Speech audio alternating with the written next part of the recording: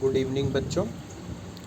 जैसा कि हम लोग class 10th history chapter 3 nationalism in India को पढ़ रहे हैं लाइन बाय लाइन।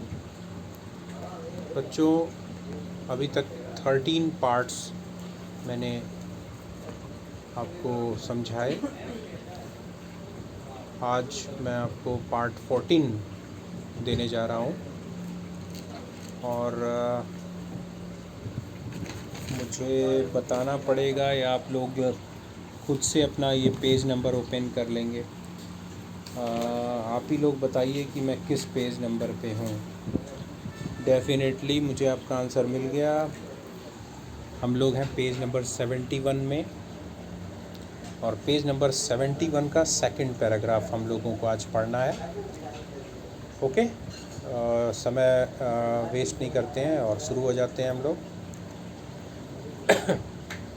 बच्चों हम लोग जो नेशनलिज़म की फीलिंग को किस तरह से लिटरेरी पर्सन्स ने, आर्टिस्ट ने किस तरह से एक कॉन्क्रीट फॉर्म दिया, एक पर्सोनिफाई किया, उसको मानवीकरण रूप में चित्रित, एक देवी के रूप में चित्रित किया, भारत माता, है ना, इस सब के बारे में पढ़ रहे थे हम लोग। Ideas of nationalism also developed through a movement to revive Indian folklore। बच्चों ये जो राष्ट्रवाद की विचारधारा थी, इसका विकास भारतीय लोक साहित्य को पुनर्स्थापित करके, उसको पुनर्जीवित करके भी लोगों के मन मस्तिष्क में विकसित करने की कोशिश की गई। राष्ट्रीयता की जो विचारधारा थी लोक साहित्य के द्वारा। इन late 19th century India nationalists began recording folk tales sung by bards and they toured villages to gather folk songs and legends। और लेट 19th century में यानी आपका 1870 के बाद, 1870 के बाद के जो 1870 के बाद के जो ईयर्स थे, या 1880 के बाद मान लो तुम, है ना, उसमें जो राष्ट्रवादी विचारधारा के लोग थे, वो लोग भारत के गांव-गांव घूम करके अलग अलग क्षेत्रों में, ख़ास तौर से कंट्री साइड, देहाती क्षेत्रों में घूम कर जो भारत के ग्रामीण अंचल में लोकगीत, लोक संगीत या लोक कथाएँ हैं, क्योंकि उस समय जो लोक कथाएँ भी हुआ करती थी बच्चों, यानी गांव देहात में जो कहानियाँ भी हुआ करती थीं, वो भी उस समय गा कर सुनाई जाती थी। नौटंकी, है ना, नौटंकी शब्द तुम लोगों ने सुना होगा। नौटंकी हम लोग किसी को चिढ़ाने के लिए, मजाक में, या किसी को गुस्सा या बुरा भला कहने के लिए हम लोग नौटंकी शब्द का प्रयोग करते हैं कि क्या नौटंकी कर रहे हो। लेकिन बच्चों नौटंकी एक कला थी जो अब मर रही है हमारे, ख़ासतौर से उत्तर भारत में भी और मध्य भारत में भी और कुछ दक्षिण भारत में भी। ये एक कला थी। गा करके किसी नाटक का रूपांतरण जो है, उसका मंचन स्टेज पर, है ना, किसी कहानी को जीवंत करना, किसी कथा को, किसी पौराणिक कहानी को, ठीक है, किसी ऐसी प्राचीन या राजा रानी या कोई देवी देवता, इन सब से जुड़ी हुई जो कहानियाँ होती थी, इनको प्रस्तुत करना गा करके, गाना गा कर, जो पात्र होते थे, जो कैरेक्टर्स होते थे, वो गाना गाते थे स्टेज पे, और बहुत सारे म्यूज़िकल इंस्ट्रूमेंट्स का यूज़ किया जाता था, उसको नौटंकी कहा जाता था। ठीक है, तो और भी बहुत सारी चीज़ें।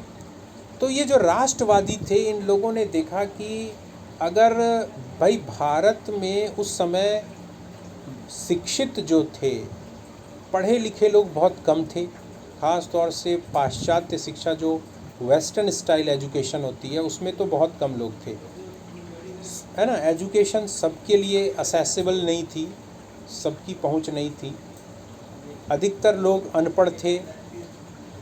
अब अनपढ़ और गंवार लोग जिनको कुछ भी नहीं आता है, क ख ग ABCD नहीं आता है, उनको राष्ट्रवाद या राष्ट्र या देश के प्रति प्रेम या इस तरह की जो विचार है उसको समझाना, उनके दिमाग में उसकी छाप छोड़ना काफ़ी मुश्किल काम है। तो इसके लिए जो समझदार थे उस समय, बुद्धिजीवी थे, उन्होंने कहा कि यदि हम ग्रामीण लोगों को उन्हीं के तरीके से, उन्हीं की भाषा में, उन्हीं के शैली में अगर हम समझाएंगे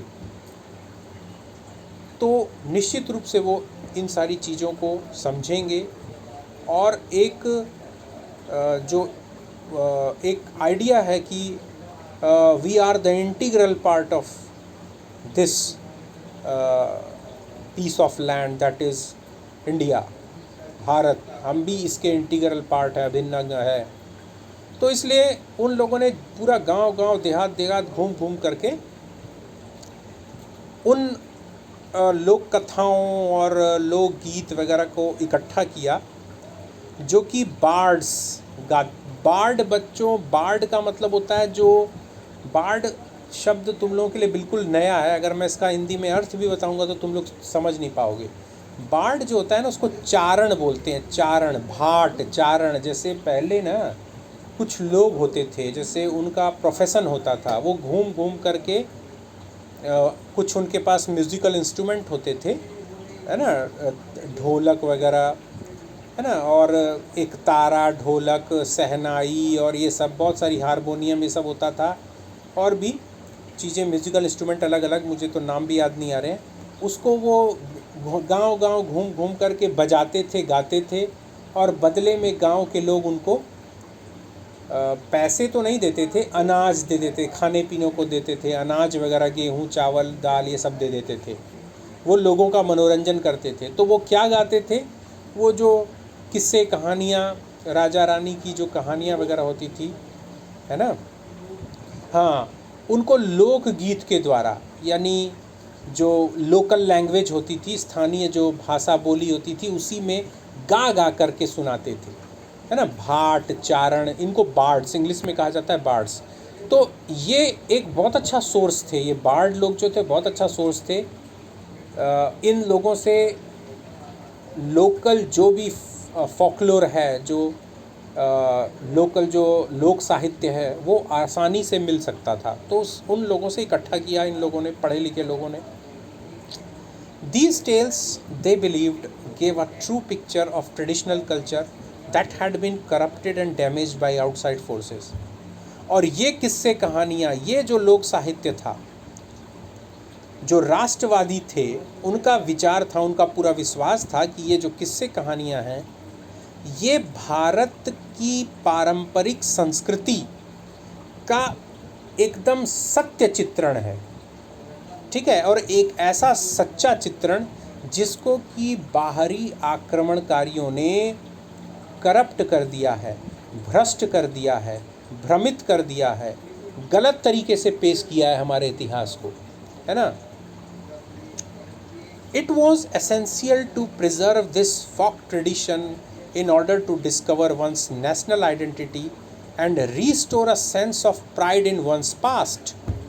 और ये बहुत ज़रूरी था कि इस फोक कल्चर को, इस लोक परंपरा को पहले तो डिस्कवर करना, उसको खोजना, ठीक है, जो कि इसको सुरक्षित करना, प्रिजर्व करना, यानी इसको सुरक्षित करना, ठीक है, in order to discover one's national identity, ताकि किसी व्यक्ति की राष्ट्रीय पहचान जागृत हो। यहाँ पर एक कठिन सा मैंने सेंटेंस बोला, एक डिफ़िकल्ट सेंटेंस बोला, in order to discover one's national identity. ये एक छोटे 2-4 वर्ड्स का है, लेकिन इसमें बहुत बड़ा रहस्य छिपा हुआ है। बच्चों, सिंपली अगर आपसे कोई पूछे कि what is your national identity, then you have a one word answer, sir I am Indian, मैं एक भारतीय हूँ। लेकिन एक इंडियन होने का मतलब क्या है? एक इंडियन होने का मतलब क्या है? एक इंडियन होने का मतलब है कि हम इंडस वैली सिविलाइजेशन से बिलोंग करते थे, हम वैदिक सिविलाइजेशन से बिलोंग करते थे, हम चंद्रगुप्त मौर्य के से बिलोंग करते हैं, हम समुद्रगुप्त से बिलोंग करते हैं, हम बिंबिसार से, हम ग्रेट अशोका से बिलोंग करते हैं। बात समझ में आ रही है? मतलब हमारी आइडेंटिटी है वो जो हमारे अंदर है, उससे कोई हमें अलग नहीं कर सकता। हाँ, हम इंडियन हैं, लेकिन उस इंडियन में बहुत सारी समुद्र छिपा हुआ है जो हमारी आइडेंटिटी को एक वास्ट अपीयरेंस देता है, एक डिटेल्ड अपीयरेंस देता है, और हमारे कॉन्फिडेंस को, हमारे सेल्फ कॉन्फिडेंस को इंक्रीज़ करता है, एनहेंस करता है कि हम उस देश के रहने वाले हैं जिसकी एक समृद्धशाली परंपरा रही है, संस्कृति रही है, इतिहास रहा है गौरवशाली, एक ग्लोरियस पास्ट था हमारा, हिस्ट्री थी। ठीक है? तो हम अपनी आइडेंटिटी को तभी, हम अपनी पहचान को तभी खोज पाएंगे जब हम अपनी जड़ों से जुड़े रहेंगे। अगर हम जड़ छोड़ देंगे, हम हवा में हो जाएंगे, तो हम तो गिर जाएंगे, हमारी कोई पहचान नहीं रहेगी। इसीलिए लोग कहते हैं ना कि अपनी जड़ों से जुड़ो। तो इसका मतलब ये होता है कि जो हमारा पास्ट है, जो हमारी संस्कृति है, जो हमारा कल्चर है, हमें उसको कभी भी छोड़ना नहीं चाहिए। और ये उस समय के राष्ट्रवादी जो लीडर्स थे, जो नेशनलिस्ट लीडर्स थे, उन्होंने कहा कि यही एकमात्र तरीका है कि back to our traditional culture, है ना, अपने पुरानी परंपरा की तरफ लौटो, तब आप लोगों में आपस में एक जुड़ाव क्रिएट कर पाओगे। ठीक है? Collective belonging and restore a sense of pride in one's past, यानी अपने भूतकाल के बारे में सोच करके हम गर्व महसूस करें, शर्मिंदा ना हो, गर्व महसूस करें। अंग्रेज़ों ने हमारे इतिहास को रीराइट किया, दोबारा से लिखा, और हमें गंदा, मलेच्छ, बार्बरिक, है ना, असभ्य, अनसिविलाइज्ड इस तरह से दर्शाया कि हम जो थे, हमारा जो इतिहास था बहुत बार्बरिक था, क्रूर था, ऐसे थे, हम गंदे थे, हम हमारे अंदर कोई सभ्यता नहीं थी। उन्होंने ये नहीं बताया कि हम इंडस वैली सिविलाइजेशन से बिलोंग करते हैं, उन्होंने ये नहीं बताया कि हम वैदिक सिविलाइजेशन, वेद जो कि दुनिया के सबसे पुराने ग्रंथ हैं, एपिक्स हैं, है ना, वो नहीं बताया उसने बताया दूसरी चीज़। ठीक है? तो जब आपको, भाई आप तो इस 21st सेंचुरी में रहते हो, ठीक है, आपको क्या मालूम कि आज से 3000, 4000 या 400 या 500 साल पहले क्या हुआ था? ये तो आपको हिस्टोरियंस बताएंगे, जो हिस्ट्री राइटर्स हैं वो बताएंगे, विथ एविडेंस वो हिस्ट्री लिखते हैं। लेकिन अगर उस हिस्ट्री के साथ किसी ने छेड़छाड़ कर दी, है ना, जिसको आप पूजते हैं कि अरे वो बहुत विद्वान है, और उस विद्वान ने अपने मन की भड़ास निकाल दी, इतिहास को गलत कर दिया, तो जो आने वाली पीढ़ी है वो तो उसी किताब को न पढ़ेगी, तो वो गर्व महसूस करने की जगह शर्मिंदा महसूस होगा अपने इतिहास की। अरे हमने तो बहुत गलती की, हम तो ऐसे थे, हम तो वैसे थे। तो अंग्रेज़ों ने यही काम किया, भारतीयों को इन्फीरियर दिखाने के लिए, नीचा दिखाने के लिए। लेकिन जब नेशनलिस्ट लीडर्स थे, पढ़ लिख गए, जो हमारे प्रबुद्ध वर्ग थे, विद्वान थे, उन्होंने इस बात को नोटिस किया और उन्होंने एक सेंस ऑफ प्राइड को क्रिएट करने के लिए, ठीक है, इस तरह की चीज़ें की। In Bengal, Rabindranath Tagore himself began collecting ballads, nursery rhymes and myths and led the movement for folk revival। और बंगाल में बच्चों रविंद्रनाथ टैगोर, मुझे लगता है कि इनके बारे में मैं क्या बताऊं, इनको तो पूरा वर्ल्ड जानता है। इन्होंने गीतांजलि नाम की एक बुक लिखी थी, जिसके लिए उनको भारत में सबसे पहली बार नोबेल प्राइज़ मिला था। महान कवि थे, इनको गुरुदेव के नाम से सब पुकारता था। विश्व भारती जो इनका विश्वविद्यालय है, आज भी चलता है ना। तो रविंद्रनाथ टैगोर जी ने खुद बहुत सारे बैलाड, बच्चों बैलाड एक फॉर्म ऑफ पोएट्री होती है। जब आप इंग्लिश लिटरेचर पढ़ेंगे तो इंग्लिश लिटरेचर में बैलाड, सोनेट्स, ओड और बहुत सारी चीज़ें होती हैं। तो इसमें बैलाड एक तरह का, बैलाड जो होता है वो लोकल जो फॉकलोर है उससे रिलेटेड एक पोइट्री है, टाइप ऑफ पोइट्री होती है, ठीक है। तो उन्होंने इकट्ठा किया, खुद कलेक्ट किया लोकल बैलाड्स, नर्सरी राइम्स बनाई, बहुत सारे मिथ्स है ना, जो किवंदंती बोलते हैं, जो कथाएं होती हैं, फिक्शन भी होता है उसमें, इस तरह की लोक कथाएं उनको, है ना। और ख़ुद उन्होंने इस फोक मूवमेंट को आगे बढ़ाया, इस अभियान को आगे बढ़ाया, ठीक है।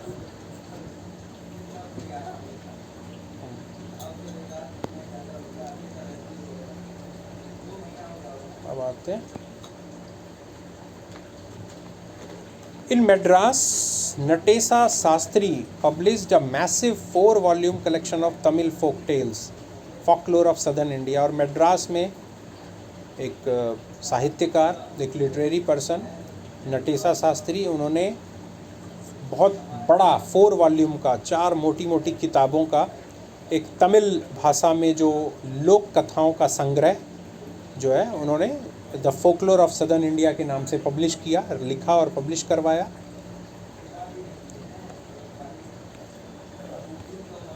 ही बिलीव्ड, सॉरी बच्चों, मुझे एक बहुत इम्पॉर्टेंट काम है और उसके कारण मैं आपको नेक्स्ट वीडियो में आगे की लाइन समझाऊंगा, ठीक है। ओके,